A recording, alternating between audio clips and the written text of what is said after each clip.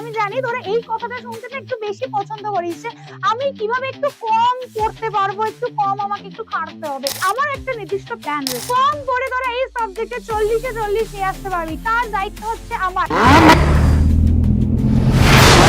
Hello আমার toppers, দেখ তোরা হচ্ছিস সেম 1, তোদেরকে আমি টপার্স নামে ডাকবো, ঠিক আছে?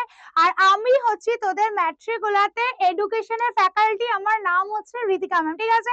একদম মাথায় ঢুকিয়ে রাখ। তো আমি তোদের পুরো সেমিস্টার 1 সেমিস্টার 2 মানে পুরো গোটা বছর ধরে আমি তোদের এডুকেশন পড়াবো। তো আজকে আমি তোদের দেখাবো যে আমাদের সিলেবাসে ঠিক এক্স্যাক্টলি কি কি রয়েছে, কারণ এডুকেশন হচ্ছে সবথেকে একটা নতুন সাবজেক্ট তোদের কাছে, ঠিক আছে?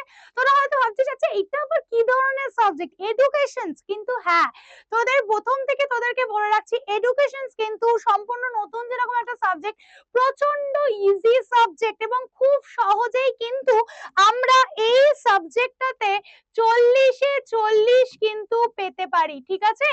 এই সাবজেক্টটাতে আমরা 40-এ 40 একদম ছাকা নিয়ে আসতে পারবো, যেখানে কম পড়তে হবে। যেটা তোরা, আমি জানি তোরা এই কথাটা শুনতে না একটু বেশি পছন্দ করিস যে আমি কিভাবে একটু কম পড়তে পারবো, একটু কম আমাকে একটু খাটতে হবে। তার জন্যই বলছি কম তোদেরকে যাতে খাটতে হয় তার দায়িত্ব হচ্ছে আমার। এই সাবজেক্টটা পড়লে তোদেরকে যে প্রচুর কিছু মনে রাখতে হবে, ইম্পর্টেন্ট জায়গা, মানে প্রচুর কঠিন কঠিন জিনিস একদম নয়।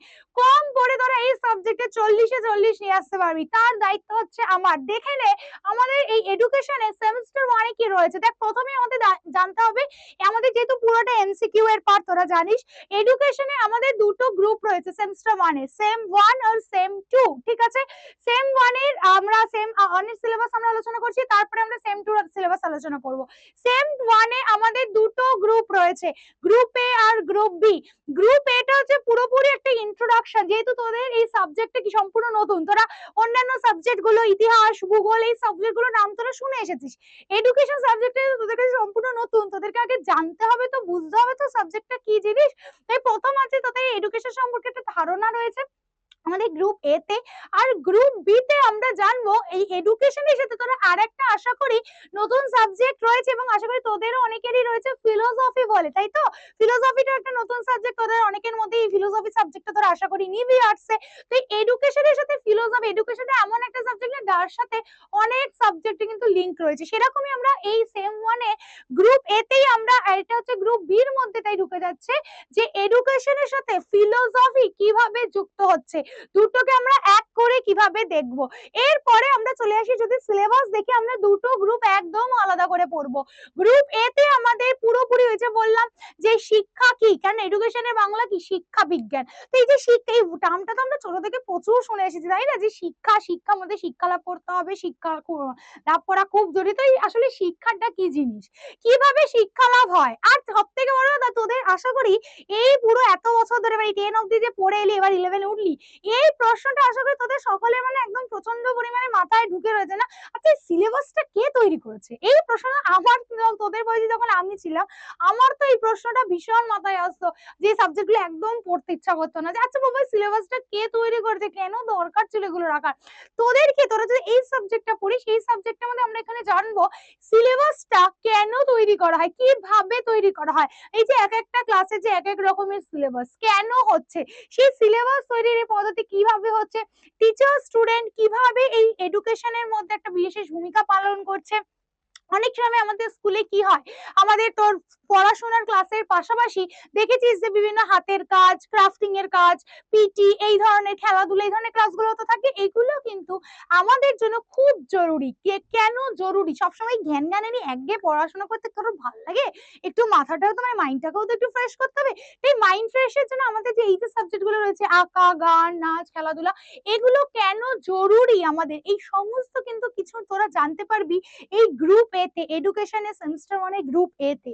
আর তারপর যেটা আমাদের ইউনিট 2 রয়েছে, সেইখান থেকে জানতে পারবেন এটা কিন্তু গ্রুপ এর মধ্যে, গ্রুপ এর মধ্যে দুটো ভাগ, ইউনিট 1 ইউনিট 2, ওটা ইউনিট 1। আর ইউনিট 2 তে জানবি যে এই যে আমরা দেখবি অনেকের কাছে শুনে থাকবি তোরা তো রোজ স্কুলে যাচ্ছিস, স্কুলে গিয়ে আমরা পড়াশোনা করছি, অনেকে থাকে যারা রোজ কলেজে গিয়ে পড়াশোনা করে, অনেকে আবার দেখবি থাকে যে যারা হয়তো রোজ কলেজে যায় না, ঠিক আছে, রেগুলার যায় না, তারা ডিস্টেন্সে পড়াশোনা করে। তোদের অনেক দাদা দিদিদের কাছ থেকে দেখবি এটা শুনে থাকবি, তারা ডিস্টেন্সে পড়াশোনা করে, মানে জাস্ট পরীক্ষাটুকুনি গিয়ে পড়ে চলে, মানে পরীক্ষার সময় যায় গিয়ে পড়া দিয়ে চলে আসে। মানে তোদের শুনে বেশ মজা লাগে না? উফ কি ভালো বাবা, এই রোজ রোজ অন্তত স্কুলে যেতে হয় না।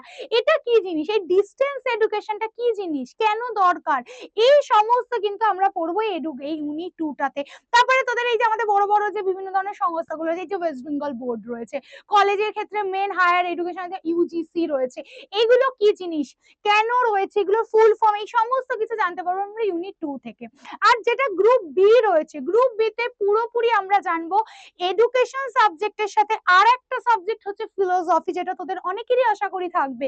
এই ফিলোসফিটার মধ্যে মিল কোথায় রয়েছে, বৈদিক যুগে ইসলাম যুগে আমরা কিভাবে শিক্ষা লাভ করতাম, কেন জরুরি, কি জানতে পারছি আমরা, সেই সমস্ত কিছু কিন্তু আমরা জানবো কোথার থেকে, আমরা জানবো এখান থেকে। আর ইউনিট 2 তে রয়েছে, এটা ইউনিট 1 এ, আর ইউনিট 2 তে রয়েছে আমাদের দেখবি আর্টস এর আর একটা নতুন সাবজেক্ট আছে সোশিওলজি বলে, ঠিক আছে, এটা নাম হচ্ছে সমাজবিদ্যা।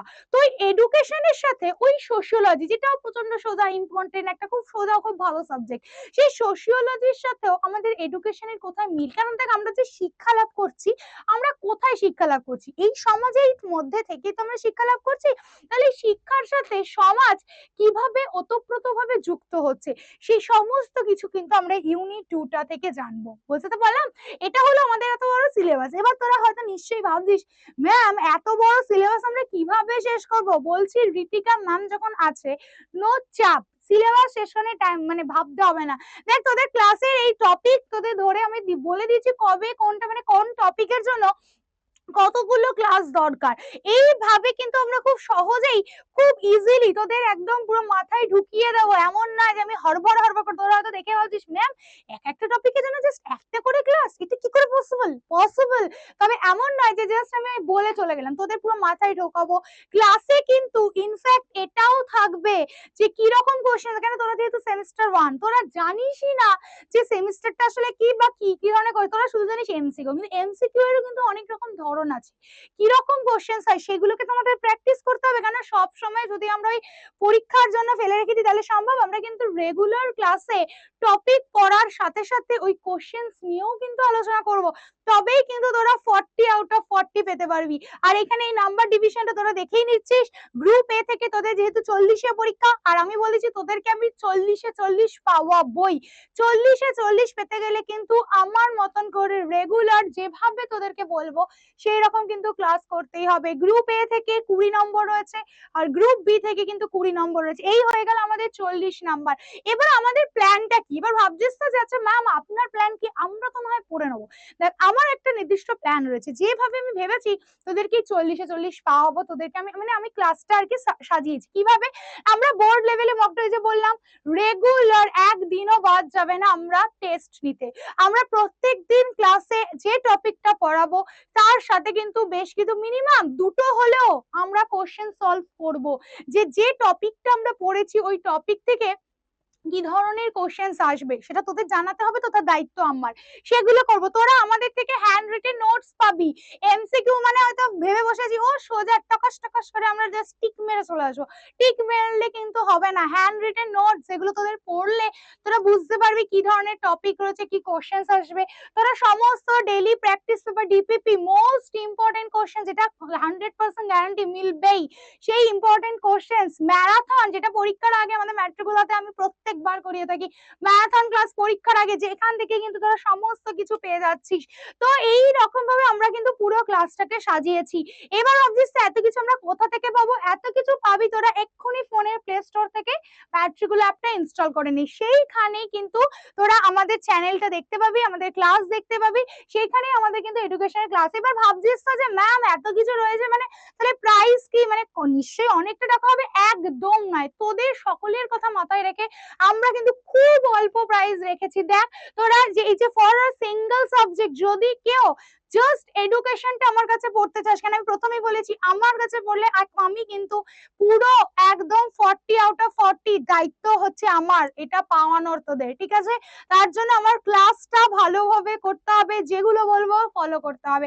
শুধু এই সিঙ্গেল সাবজেক্টটা, শুধু এডুকেশন যদি তোরা নিস তাহলে তোরা পেয়ে যাচ্ছিস মাত্র 1499 1499 ভেবে অবাক লাগছে তো? মাত্র এইটুকুনি দামে, মাত্র 1499 এ কিন্তু তোরা এই একটা সিঙ্গেল সাবজেক্ট আমাদের সংগ্রাম ব্যাচের থেকে পেয়ে যাচ্ছে। আর যদি তোরা মনে করিস আমি চারটে, যেহেতু আমাদের চারটে করে সাবজেক্ট তোদের চুজ করতে হয়, আর যদি তোরা মনে করিস আমি চারটে সাবজেক্ট নেবো, চারটে সাবজেক্ট তোর যে চারটে সাবজেক্ট রয়েছে সেটাই ম্যাট্রিকুলা থেকে তোরা পড়বি, তাহলে সেই চারটে সাবজেক্ট যদি তোরা নিস তাহলে পেয়ে যাচ্ছিস মাত্র 3499, যেটা কিন্তু কোথাও পাবি না।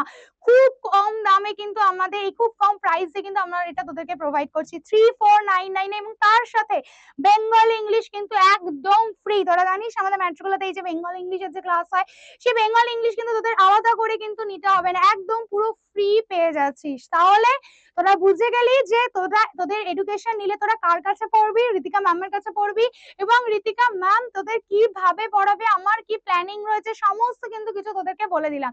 তাহলে সকলের সাথে দেখা হচ্ছে কবে? ঠিক পরের দিনের এডুকেশন ক্লাসে। কেউ মিস করবি না, এই সাবজেক্টটা কিন্তু নিয়ে বলছি, এই সাবজেক্টে কিন্তু প্রচুর নাম্বার ওঠে। তাহলে দেখা হচ্ছে সকলের সাথে পরের দিনের ক্লাসে।